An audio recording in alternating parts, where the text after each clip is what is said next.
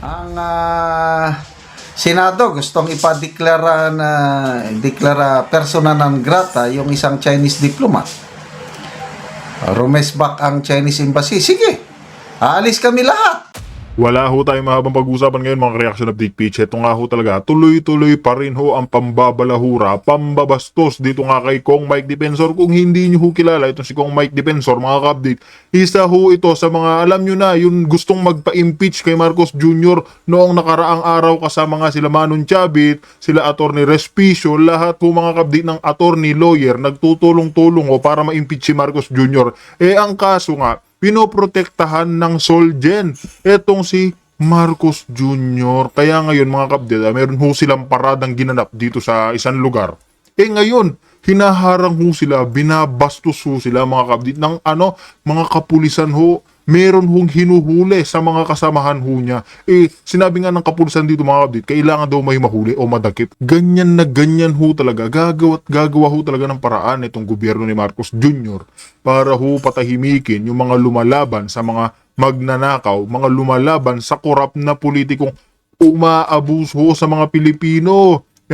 Hindi lang ho yan mga kapatid ang ating pag-usapan. Ito, pati ho itong si Kong Saldico dito kasi sinabi ho dito sa, itong pinaka-latest update ho natin kay Kong Saldico. Basahin ho natin para ho mas maliwanagan ho tayo. Saldico in Sweden asks Supreme Court to block Ombudsman from filing cases. Ho.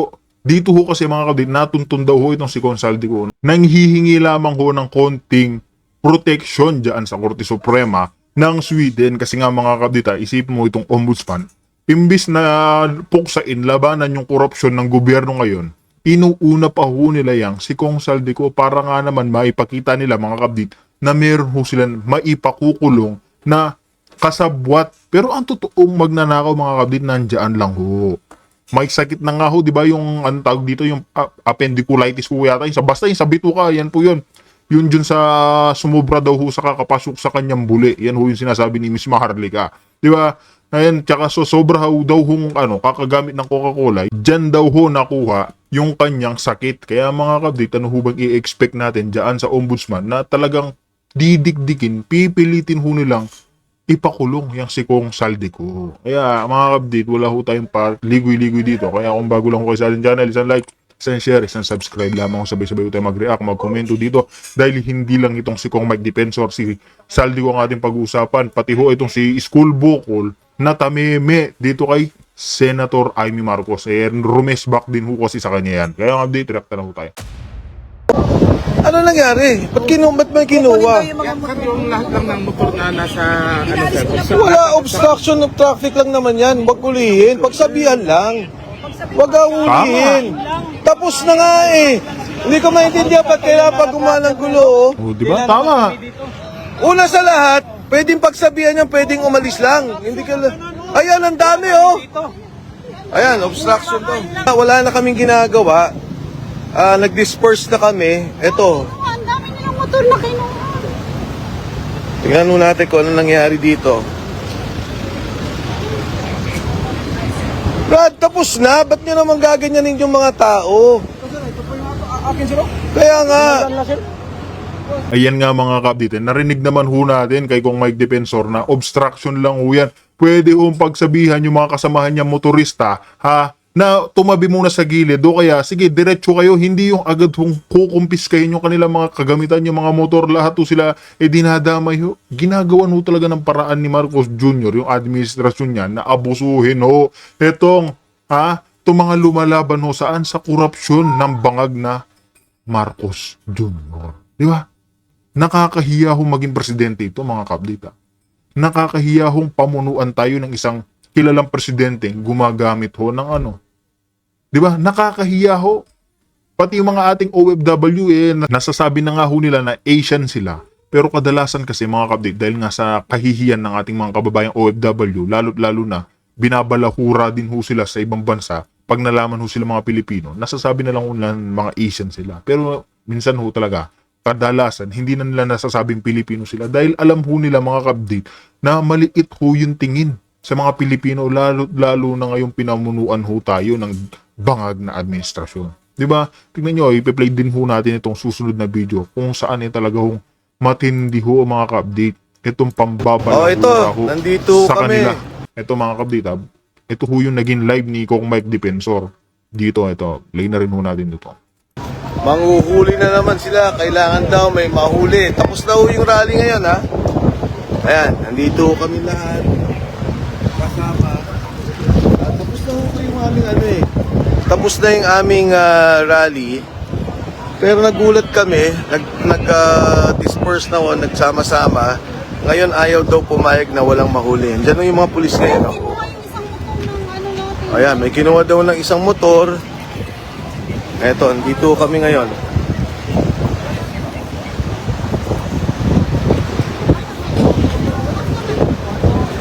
Colonel, ano nangyari? Ba't may kinuha? Yan sir, yung lahat lang ng motor na nasa ano sir. Wala, obstruction of traffic lang naman yan. Huwag ulihin. Pagsabihan lang. Huwag ulihin. Tapos na nga eh. Hindi ko maintindihan ba't kailangan pag gumalang gulo, oh. Hindi lang naman kami dito. Una sa lahat, pwedeng pagsabihan yan, pwedeng umalis lang. Hindi ka Ayan, ang dami, oh. Ayan, obstruction to. Lang siya kumakain. Ayan, saan yung hinuli? Eto daw, oh, obstruction ng traffic. Tapos na ho kami, ha. Wala na kaming ginagawa. Nag-disperse na kami. Eto, Ang dami nilang motor na kinuha. tingnan mo natin kung ano nangyari dito. Brad, tapos na. Ba't nyo naman gaganyanin yung mga tao? Kaya nga, ang daming obstruction, no? Tsaka dapat pagsabihan lang yan. Luwag nito, eh. Tapos na nga, gagawin pa natin ang gulo. Ano ba naman yan? Kumusta kayo? Hindi naman kami issue. Kaya nga, Kunin yung lisensya sa motor. kung kailan tapos na, peaceful na, naayos na natin lahat. Eto, nandito kami ngayon. Grabe.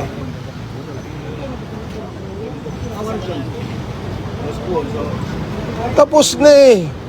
Ba't kailan guguluhin pa? Yung motor na dalhin yung lisenso sa yung license amin. Ayan, nandito ho lahat, oh. Grabe. Wala na. Oh, yan, may mga ano pa. May mga armado pa. Giguyod lagi na dito mga dito parko giguyod. Giguyod para may obstruction sila. Dito ulit siya. Wala. Pagsasabihan lang yan eh. Ayun, oh. Tingnan niyo yun. Ayun. Giguyod lang dire. Para ilo na dito parking. Hindi na pwede.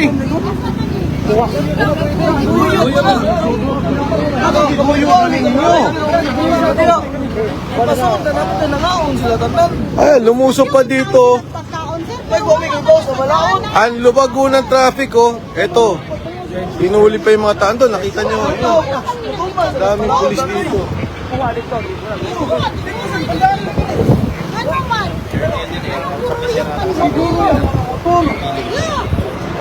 Kaparking o karong na giguro dili para dakpon.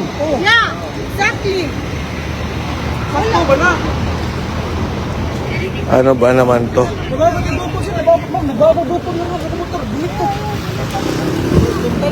Ito yung mga hinuli na mga motor na kasama namin. Tapos na ho, tapos na kami nagmotor kay Caravan. Usa may inyong rason na nanong inyong manggiburo sir?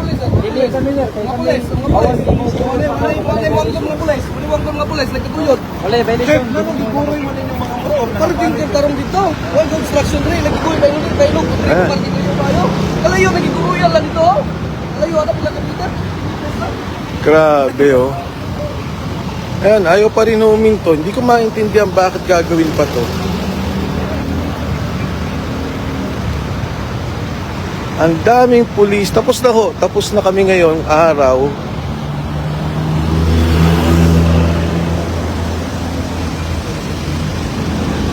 Ito lahat.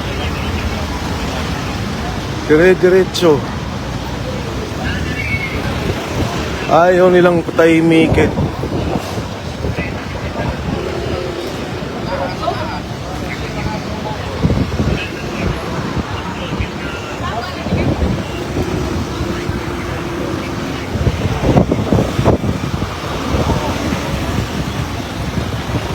May utos daw.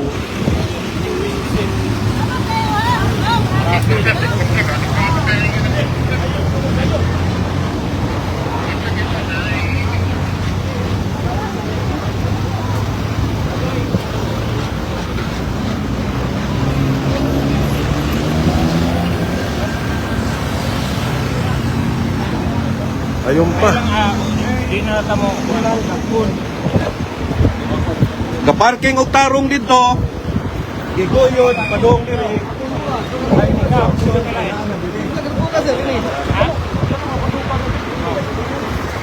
Martial law na ni karon. Yung boy, paliwanag mo ano nangyari para lang naintindihan ng mga tao. Okay. Uuwi na sana kami. We went around Cebu. Kahit saan kami, hinaharang kami ng mga pulis.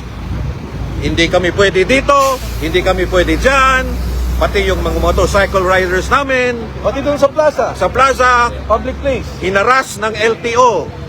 Ngayon, finally, nakikusap kami, politely with the police, na uuwi na kami. So, nandito na kami, hindi na kami nanggugulo, Nag-distribution ng food. kakain kami at uuwi na. Yung mga motor dyan, nakapark yan doon. Hinila ng mga pulis papunta dito kasi obstruction. Now, I told Colonel Ilianan na since ako ang leader, ako ipakulong.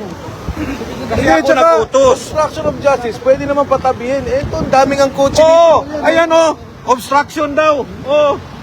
Ayun nga mga kadito, harap-harapan ho silang tinatarantado ng mga ito. Ayan, ang dami nga ho naman sasakyan dyan na nakaparking. Bakit hindi ho yan? Hindi ho nila pinakikialaman. Bakit ito ho mga lumalaban sa korupsyon ni Marcos Jr., sila ho yung pinag-iinitan? Bakit ho? Kasi nga ho mga kadit, galamay, may hawak, meron pong mamumuno sa mga, ayan, sigurado ha, pero hindi naman ho natin agad binibintang kay John Big. Tingin ho natin mga kabdit, isa ho si John Big sa mga nagsasabi na, ayan, medyo gawan nyo ng paraan yan. Di ba? Kasi lumalaban ho yung mga taong yan sa korupsyon ni Marcos Jr. Sa administrasyon nga yung mga puno ng ngagba, magnanakaw. Diba? Pero yung mga truck, lahat, Wala. wala. Tsaka maluwag eh. Kami lang. Meron pa doon, oh. Balik na daw. Oh, mga jeep. Magdalag daw tayo may ini, sabi ni General. Oh. Ano to? What is happening to our country? Peaceful kami. Uyod pa mo to. Ginawa mo pang entrapment kami. What the hell is going on? Mga taga Cebu, musugot mo ani. Kagidaog-daog daog maayo sa atong kaugalingong yuta. Kay tungod atong presidente. Why ayo? Musugot mo ana, mga taga Cebu. Daog-daogon lang ta pirmi. Nga nagtinarong ta. O protesta sa atong katungod. Maski ilat ang gigukod, ilat ang iharang nagpatuo ta. Pero karon nga na mauli nami, kay di mi gustong samok. Isong mi tanawa naghanag pulis. Na mauli nami. Gigukod pa mi diri.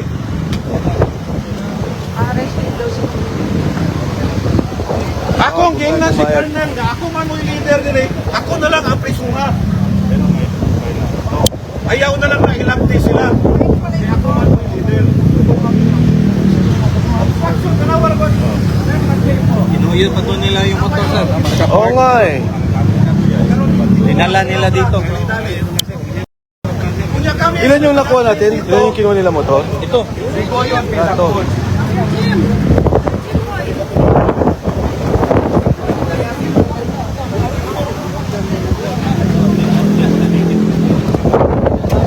Kailangan daw may arestuin.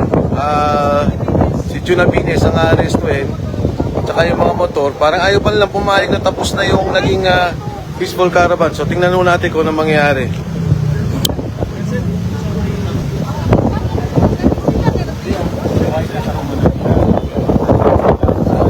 No, the explanation is simple. Wala ilain explanation, harassment. Because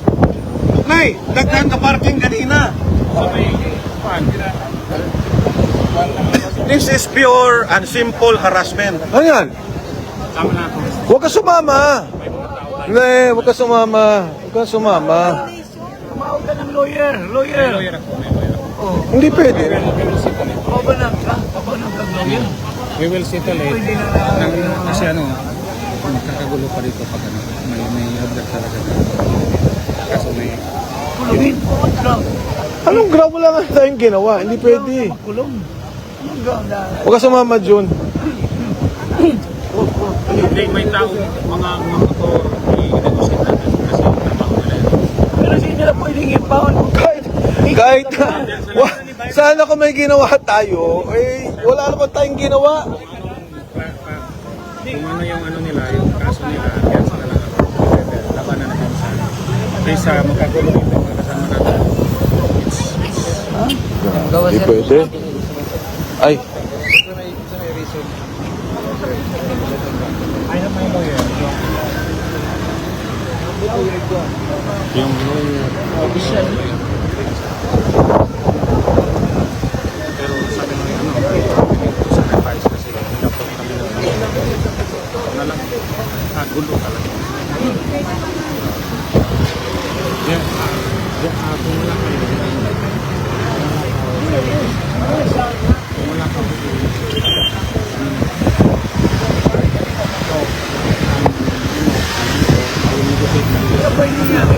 Charge? Charge? They will file charges. Anong charge? Anong charge? Basically, ang order. Kaya nga wala. Kailangan ako ibang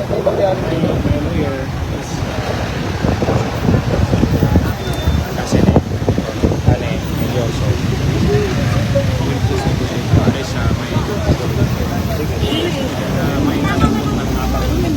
Ayun nga mga update na kahit nahuhu talagang pagkikiusap nitong sila kong Mike Defensor na ayan, uuwi na nga lang sana sila at ipaubayan na yung mga motorista, mga kasama nila, hindi ho talaga sila pinagbibigyan. Dahil dito mga update, susunod naman ho natin, ito ba hong isang video na si Senator Amy, binalahura niya ho, sinuplak niya si Iskul Bungol. Kaya mga update, react pa na rin ho tayo dito. Ang Senado gustong ipadeklara persona non grata yung isang Chinese diplomat. Rumesbak ang Chinese embassy. Sige, aalis kami lahat. Aalis na kami ng Manila. Kung mangyari yun, anong mangyari anong kahinat na ng ating 500,000 OFWs na nakasalalay ang kabuhayan nila sa China? Ang dami niya na. O ito, resolusyon ni Senator Amy, pagpapaalala, parang literal lang, parang sampal sa muka, supalpal, sa mga senador na magigigiting. Sample, Senator Soto, Senator Erwin Tulfo, Kiko Pangilinan, Risa Ontiveros, yung 15 senators na pumirma ng resolution condemning Chinese embassy statements. Ito,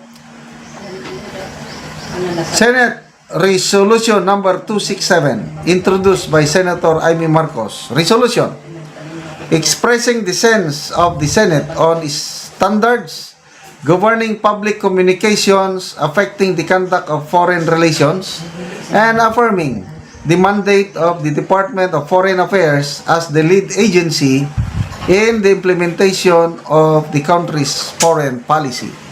So, 3 pages ito. Punta na tayo doon sa last part, yung whereas,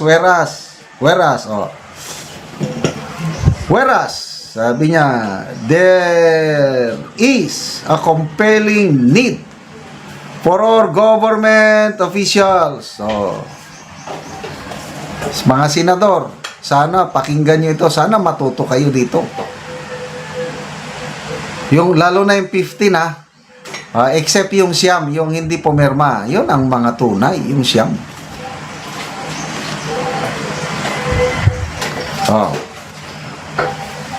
There is a compelling need for our government officials to exercise restraint, sobriety, and professionalism in public communications relating to foreign affairs in order to avoid unnecessary escalation of diplomatic tensions. Now, therefore, be it resolved, as it is hereby resolved, that it is the sense of the Senate to, number 1, call upon all government officials and employees to maintain circumspection in language and action and to uphold the highest standards of professionalism in public communications and exchanges with foreign governments and diplomatic missions, and affirm the mandate of the Department of Foreign Affairs as the lead agency in the conduct of foreign relations, and call upon all government agencies and officials to respect its institutional role by according its sufficient latitude and cooperation in addressing international issues through appropriate diplomatic channels. Resolve further. Ito lang ho yung nakakapagtaka dito mga kabdit. Yang si Kiko Pangilinan, si Bam Aquino, sino pa, si Risa Honticocac mga kabdit. Bakit pagdating ho sa mga Chinese, sa mga Duterte, mabilis ho silang umaksyon mga kabdita. Pero ngayon pagdating ho sa korupsyon ni Marcos Jr., nag-oobserba, nagmamasid lang daw ho na sila kung ano ang kanilang gagawin. Bakit ho ganyan yung mga yan mga kabdit? Unang-una ho sa lahat kasi, hindi ho sila anti-corruption. Anti-ano ho sila? Anti-Duterte, anti-China. Pro-China daw ho kasi mga Duterte, kaya ngayon pati yung Chinese. Ay akala naman ho ni Risa Honticocac mga kabdit na may lagay o may pakialam yung China na magkaputulan ng connection, relasyon itong Pilipinas at China. Nakakalimutan ba ni Risa mga kabdit na advance ho yung China ng at least 30 to 40 years dito sa ating bansa?